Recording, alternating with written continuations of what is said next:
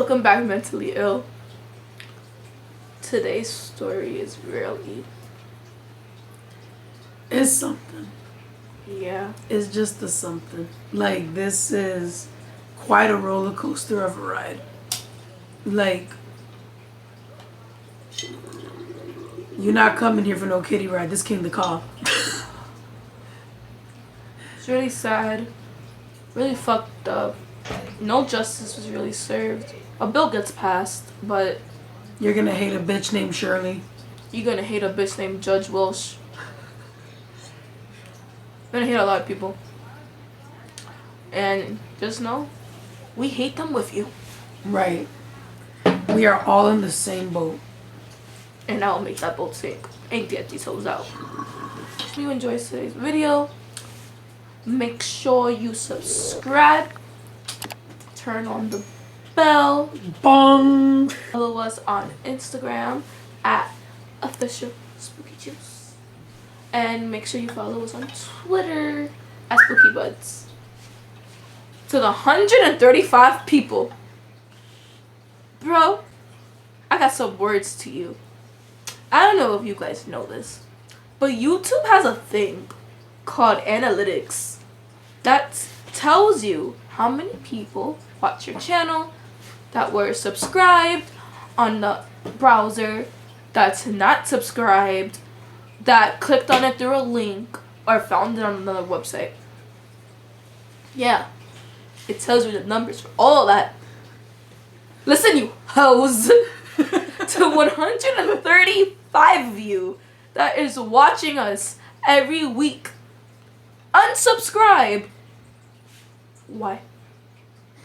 It is free to subscribe. It is not like Twitch where you pay $5. Just subscribe. You're watching us every week anyway. Leave a like at least. Damn, say hi. Or fuck you. Say something. Yeah, right. We have 36 subscribers. But yet 135 people watch our channel. And it's not like one video. This is on average every video. Explain yourselves. Maybe you don't like nothing and you shitted the whole time hating on us. Subscribe. Right, make a channel shitting on us. To the 38 people that are subscribed, thank you. Right, we love y'all. Thank you for subscribing. You're invited to the 5th grade pizza party. And there will be garlic knots. Facts. And mozzarella sticks. Because we fat up in here. With that being said, hope you guys enjoyed today's video. Oh wait. Disclaimer. If kids dying triggers you, don't watch this. If a murder-suicide triggers you, do not watch it. If having a psychotic ex-girlfriend triggers you, do not watch this. If the justice system failing you triggers you, I don't know what to tell you because that's the real life. Our justice system fails us every day. But if you don't want to acknowledge that, then don't watch this video. If any of you guys have seen this documentary going around called Dear Zachary, I saw it and it literally almost made me cry. And I decided to dive more into the case. So for those of you who have no idea what this is, before I go into details about it, long story short, it is a double murder-suicide that takes span over the times of a few months and that destroys a lot of people's lives. And that's just the easiest way to put this. So, our lovely director and editor that put this documentary together is called Kurt Quinn. And he was best friends with the victim and the victim's child and the victim's family. The victim's name is Andrew Bagby. Baggy? Bagby. Bag. So, Andrew was Kurt's best friend. They grew up in San Jose, California. And Kurt used to make home movies. And Andrew used to be in all of them. To the point that even when he got older and he was saving to go to med school, he invested into Kurt's movies. Oh. The documentary that I mentioned, the reason we have it is because in Kurt's words, he wanted to film a movie with Andrew one more time. Yeah. I wasn't expecting that. What the fuck? Studying in Newfoundland, Canada, Bagby, Andrew, began a relationship with a woman named Shirley Turner. Shirley Turner, I don't like this woman, but we have to give her a little background too. So she was twice divorced. She had 2 grown-ass kids, and she was 14 years his senior. So he, mind you, this is the ages like when he died and how old she was. When he died, Andrew was only 28. And she was 40. I see already so many red flags. His parents, his family, and friends, they didn't really like Shirley. I wonder why. They didn't really like her. They were saying that she makes a lot of inappropriate comments and that she was very possessive, and it was kind of more like Andrew was her object rather than her boyfriend. So like an obsession. Yeah, that's really what it was. She was obsessed with him. During this time, Andrew was a surgical resident. He hated that shit. He did not want to be that no more. So he picked up and moved to Pennsylvania. There, that's where he became a pediatrician and worked with kids and families, and he had a really good time, and he really felt like he found his calling. I love that. Like, he truly did a major flip and was like, nope, I like this. I like helping children. He even, when I was going through it, diagnosed one kid's cancer so early that he was able to beat it really quicker than usual than people beat cancer, and perfectly fine, like he never had cancer. This man's amazing. His friends and his families, all of them are just like, he is an amazing guy. He's not perfect, but he's close to it. There's not a bad bone in his body.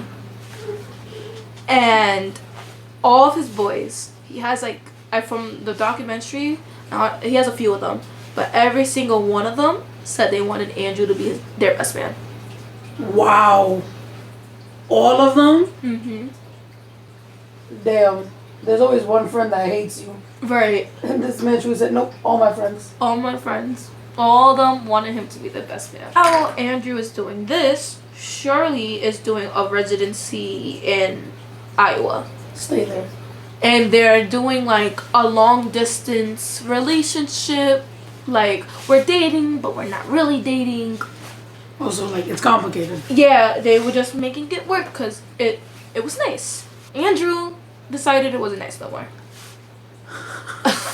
I'm tired of his shit. That's really what it was. He became this pediatrician and he found his calling, and he just felt like this chapter with Cheryl had to be closed.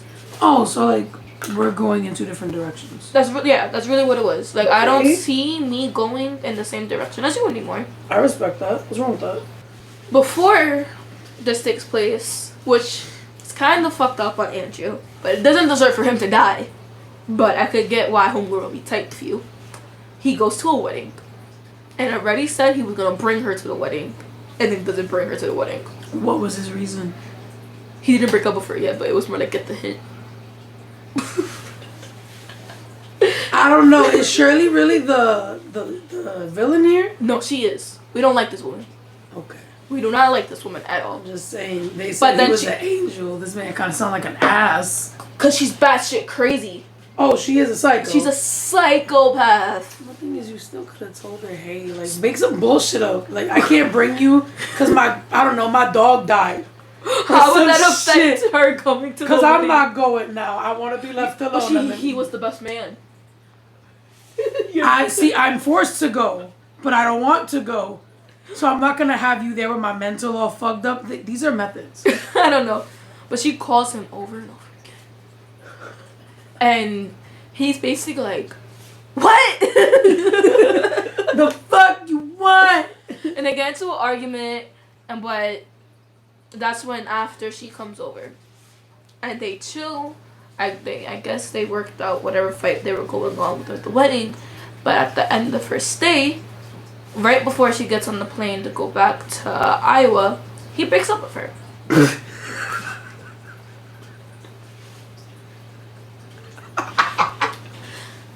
I catch flights, not feelings.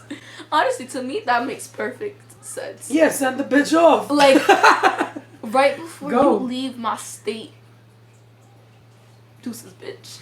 My thing is, how else could he have approached that?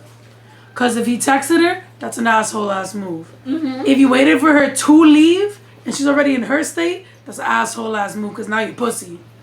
If you waited when she first got there. Now you're really an asshole. I just stepped in here. Because like, now I gotta be here, and I came here for you, and I gotta deal with the fact that so I feel like he did this the right way. Yeah, there's no other way he could have went about this. Like, realistically. He puts her on a plane and sends her 1,000 miles.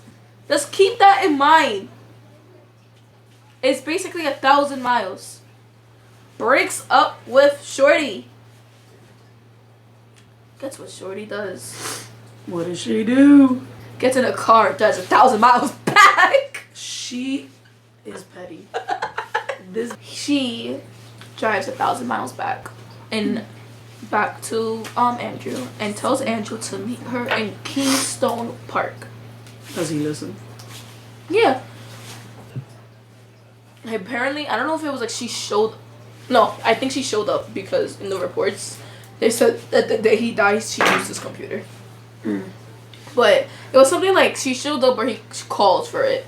So before he goes and stuff, he's at work and he tells the doctor he's working for, I just broke up with this chick and she just came back the next day telling me to meet her in the park.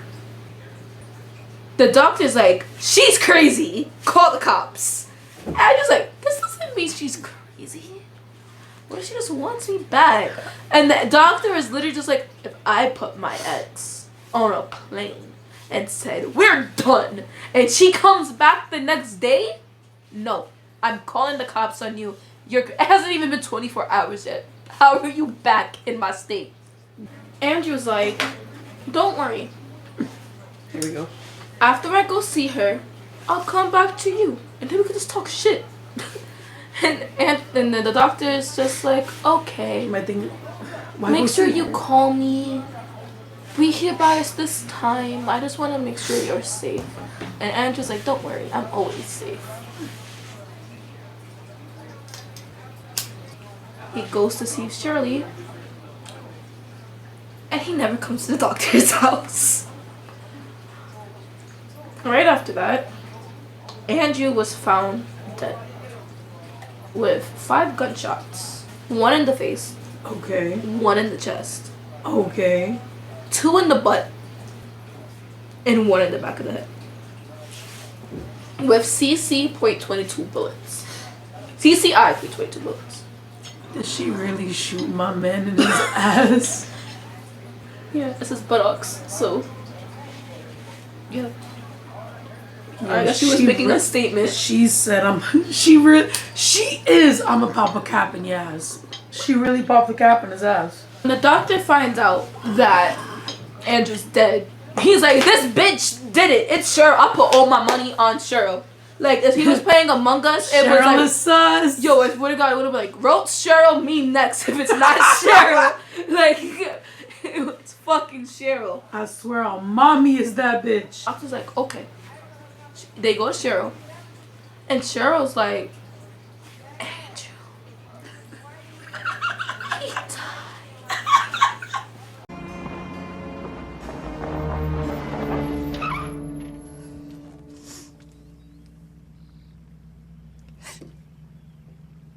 happened, officer. My husband was in that house.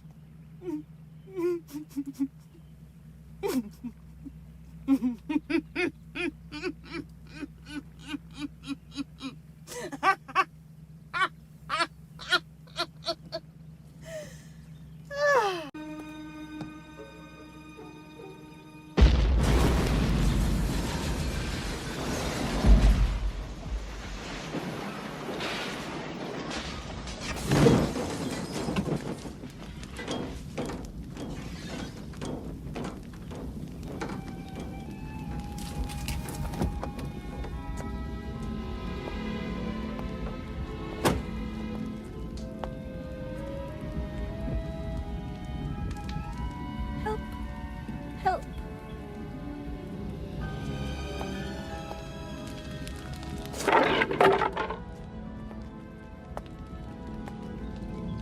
She just acted really surprised and was like, no, I haven't spoken to him. We were supposed to meet up, but he bailed on me. I ended up being homesick. On records, though, indicated that she was at home. Because this is like 2001, something like that. And the way that you could tell where a person is through the phone towers. Ooh, a bitch got caught. But here's doozy. Because of its time, it took 2 weeks to get all that record. She found out she was the lead suspect in the case. She fled Canada. She went deuces. For this, she made herself look sus anyway. Oh shit. Because after they were like, hey, we're gonna check your phone records, she was like, I did see Andrew, but I gave him the gun and he put it in the trunk. So I don't know what happened between point A and point B. Then that's where, like, ma'am, Your Honor, that's sus. And said that they were gonna look at her phone records. And then that's when she dipped to Canada. So this case now turned into an expedition. And as legal drama is unfolding, Kurt begins collecting footage from his old home movies. And he interviews Andrew's parents, David and Kathleen, for a documentary about Andrew's life. So that way, the memories of Andrew never gets forgotten. After Cheryl reaches St. John's, it gets revealed. Ladies and gentlemen, Cheryl's pregnant.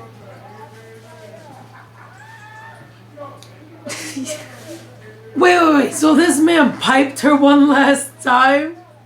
Or she was already pregnant? That we don't know. She probably was already pregnant.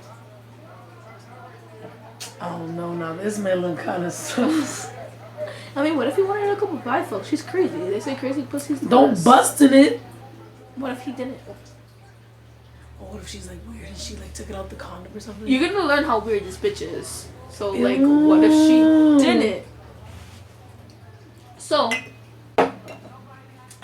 that's nasty. while the extradition was pending, this man's God-sent parents, David and Kathleen, pick up and move to Canada with all their savings. And they just, Canada, you're pregnant. We want to be with our grandson. This is the last thing of Andrew we have left. And we're going to raise him. And he's going to be a part of our family. I see nothing wrong with this. Time this is happening, though, she's not holding custody. And she gives birth to a beautiful baby boy named Zachary. Because this turned into an extradition, when the parents picked up and moved to Canada with all their savings, not only are they suing her to try to get custody of their grandson, but they're also trying to let Canada to release her so they could do the court in the U.S. As they should. Because like, if it happened in the U.S., you gotta get tried in the U.S. or else you gotta like get the other country to give you permission to let her go to jail there, and like it turns. That's a whole lot of annoying. So they're just like, Canada, let her come back to the U.S. so we could try her there. We need to get her, please. The process, though, was repeatedly prolonged because of Cheryl's lawyers, apparently this bitch had really good lawyers and kept getting shit pushed back just based on technicalities that would help save a Caucasian woman. Finally, the court is like, Cheryl, you're going to jail. We have all the evidence we need. We know that you killed Andrew. And David and Kathleen get full custody of Zachary. Good. Everyone's like, yeah, happy ending. No. Not happy ending. This is, like I said, this story just keeps getting worse. Before she got put in jail, Kurt came. We got to meet Zachary for the first time and had to hide the fact that he was there because they didn't want Shirley to be like, give me the baby. And every time their door would knock, he would go hide in the room just in case it was Cheryl, because she was apparently on some shit that if anyone but the parents saw the baby, it was going to be a problem. And that she didn't didn't believe that the parents wouldn't try to kidnap Zachary and run away with him. Also, she would always try to like get the baby to pick between her and Kathleen, and the baby always picked his grandma. And she did not like that at all. And she would try to say that, like, you're turning the baby against me. Bitch, it's called grandma. It's called I'm a grandma. Mm-hmm. Are you mad? Another fucked up shit I just remember. She would try to bring up Andrew. And, like, let's say she's with the baby. She's just like, wow, was Andrew's hair just like this when he was a baby? Like, she was really fucked up. Everyone's having a really good time. And it just seems like a lot of happiness and just genuine happiness. Mm-hmm. But not sure is wrong. Because while she's in jail, she writes a letter. She writes a letter to Judge Gail Welsh and pleads about her case to her. And it's like, help me. How do I get out of jail? You don't. Which is what every other judge wrote back to her. No one wanted to help her. Uh-huh. And then here comes fucking Gail Welsh, and she literally writes Cheryl a letter about how to appeal her arrest and imprisonment. And then she was later released. I guess. Because of Judge Gail Welsh. And you know what her logic was behind this whole thing? Mm-hmm. The reason why Judge Gail Welsh did not think that Cheryl Turner posed a fucking threat to society was because the person that she's mad at is already dead. So she's not going to kill again. There's no reason for her to kill. Bitch! Oh, wow. She says all this, but if you would have looked at Cheryl's fucking record, you would have saw that with her boyfriend before Andrew, that there was a report because she tried to kill herself when he broke up with her. And while that she was in jail, she was put on suicide watch every 15 minutes. Yeah. And mind you, her psychiatrist knows all of this and helps her pay bail to get her out. After this, Cheryl pops up, and the judge now gives Cheryl permission to have co-custody of Zachary with the grandparents. Like, co-custody, all three of them are parents. So since all three of them are parents, they literally have to play house. Because that was the only way that Cheryl would let them see the baby. Because she didn't like the idea of the baby going by themselves over there. Because she felt like the grandparents were going to hurt the baby. And then the grandparents were like, we're not going to hurt the baby. And literally in the documentary, it's like, yeah, I know. But, like, I don't know. You might not intentionally try to hurt the baby. But, I don't know, just to worry the mother. So, because of that, they had to see the baby always with her. In public settings, like at the mall, a park, the pool, shit like that. And from the outside, it looked like, oh, like what a little happy family. When really, they're playing house with the woman that killed their husband and then birthed their baby. Well, birthed their grandson. So on August 18th, 2003. The story ends in tragedy. Shirley decides to go to a drugstore. She buys tabs. She takes some and she puts some in Zachary's bottle. She then proceeds to wrap Zachary around her chest in a sweater and then jump into the Atlantic Ocean, taking herself and Zachary's life. Now you're probably like, why did she do it? 2 days or 3 days prior to this, she was seeing a man. I think they only went on 2 dates. Either right after the second date or like they were trying to plan a third date, somewhere in that time frame. His friends were like, bro, I saw her face in the article. She's accused of killing her ex-boyfriend. Be careful. And so he calls up Cheryl and he's like, because of this, I don't want to see you anymore. If you didn't do it, this is just not something like I want to be associated with. She goes, okay. She steals her other son's car, drives her way to this man's house, puts a picture of her and Zachary on the man's car, and a bloody tampon.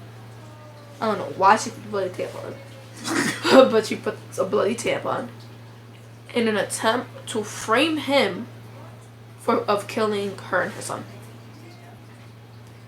And that's what she did, a murder-suicide. To try to frame an innocent man that broke up with her. So she just has a really bad problem with rejection then. Because every time someone breaks up with her, she does some crazy shit. Kurt attempted to get interviews with the judges and the prosecutors who set Cheryl free, but they all turned him down. None of them wanted to talk to him, and it was all like, well, do they know you're calling? And he's like, no, probably not, but I have some questions and concerns. And they're like, no, they're not taking your call. David and Kathleen was just left dumbfounded and just grief-stricken. That's like the only way you could put it. They were out when they found out. They come back and there's a note in the door from the police department that's just like, hey, I need you to call us. Instantly they get sick because what happened before when Andrew died. They call and they're like, well, this is before you found out that they're dead. They're like that they went missing and that they can't find them nowhere. All of Andrew's friends and families sees the news and they see Cheryl and Zachary, and they all instantly are like, no, stop, this isn't happening again. That's so much in 1 year. And they're all looking for them. They're like, please just let it be. She had a meltdown and ran away with the baby. Please let everything be okay. And the church was looking, and they found them in the river. Well, not the river, in the ocean. The only good thing that they could say is that before Zachary died, the tabs hit, so it knocked him out. He didn't feel any pain. So he went out calmly then? Yeah. Like he didn't feel nothing as it happened? Yeah. That's fucking sad still. When the police found them, they instantly took the baby away from Cheryl. And like, they didn't even like do what it was supposed to do, where like they put it in a bag, because it was a baby. They literally just like wrapped it in a blanket and like try to like see, but it was too late. And to tell Kathleen that they kept him away from Cheryl. And although Kathleen is like, thank you, she's like, no, you didn't. The justice system, you put Zachary right back into her arms when she was in a loving family that literally would have died for him. It was a baby casket, so it was like the smallest casket they ever seen. It's just really sad. And the documentary, everyone was just crying. so much. Because before this, they find out that Zachary's dead. Kurt goes to everyone. They're like, is there anything you want to tell Zachary? And one of them goes, no, because hopefully I have my whole life to tell him. But then they find out that he died. So, distraught over Zachary's death and the outrage at the Canada legal system, they were tight. I would be tight too. What the fuck? Because not only did you fail to protect Zachary, we never got justice for Andrew because you got her out of prison. My thing is, you did the exact opposite of get this man justice. Because not only did you not put this bitch in a psych ward, but you gave her custody of the child, knowing that she was insane. David and Kathleen, they put together a campaign to reform country's bail laws. The reason that they did that, they believed because of the bail laws, that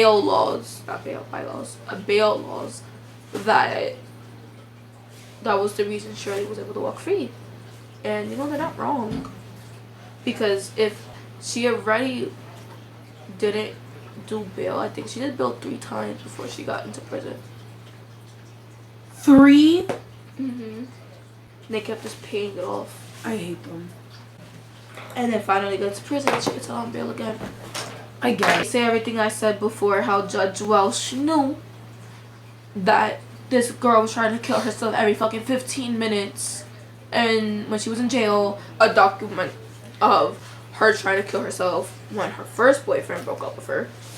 And that she did not take Zachary's feelings or health or anything into consideration when you made this decision. You just saw a white, wealthy doctor and said, yes, she could take back the baby.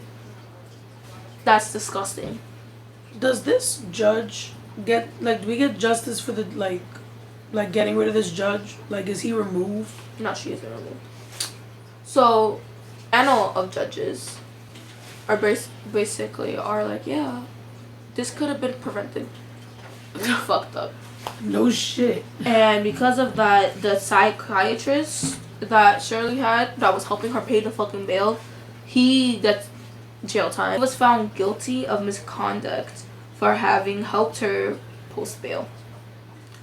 And then the director of the Newfoundland's Child Welfare Agency resigned. Oop. But nothing said about the judge. My thing is, I feel like the judge should have got done with first. It was not. The judicial system failed again. Andrew's father, David Bagby, he ended up writing a book called Dancing with the Devil. And it's about Shirley, his encounter with Shirley and everything that he went through. And how he hopes that no parent ever has to go through this again. Kurt finishes the documentary and he dedicates it to David and Kathleen and to Andrew and Zachary. The documentary ends with just everyone of his friends and family reflecting on Andrew. Just imagine how that must feel. As the grandparents, not only did you lose your son to this crazy bitch, but then you go through this stupid ass court system and they tell you that she's pregnant, but she also gets to have custody of this child. Just to, because my thing is, how old was he, the little boy, Zachary? He would make a year, bro. So you're telling me all of this happened in a year and a half? Yeah, it was a few months. It was one of his months. She did it on one of his birthdays. He turned 8 months or some shit like that. They dealt with so much, bro. A year and a half. Mm-hmm. It's really sad. And what makes it even worse is that one of them is this girl. She's feeling it really hard because I think she's Kurt's sister. Or she's one of the boy's sisters. and she actually dated Andrew and throughout high school, and they got engaged, but they ended up calling off the engagement because she just fell out of it, and it hurt Andrew really bad, but she ended up moving on, and she found a husband that she really loved, and she just wanted the same for Andrew, and then she starts crying because it's just like, what if I didn't break up with him? What if? Oh, damn. Like, if I was still with him, he would never been with her. He would have never died. Like, it's just like a really sad, like, you see it all on her face. It's just so fucking sad. That is so sad, bro. And the only, I guess you count it, like, as a resolve is that they all love Andrew's parents. And they all look at as Andrew's parents as their own parents. So they go visit them all the time. They invite them to the weddings and to the housewarmings and all that stuff. And not a day goes by when they don't talk to them. Aww. So, of all the grief and the depression of losing your child and then a grandchild, there is some, like, wholesome love in it. And honestly, the friends just describe the parents as, like, people you want to be. Like, that some people are just God sent. And for someone to lose their son and their grandson within a short time span within each other and to still be good people, like, that just makes you want to be a good person. Right. This is a story that's really sad, and it's just makes me really angry because all of this could have been preventable if Canada's legal system did not fail the Baggies. Truly.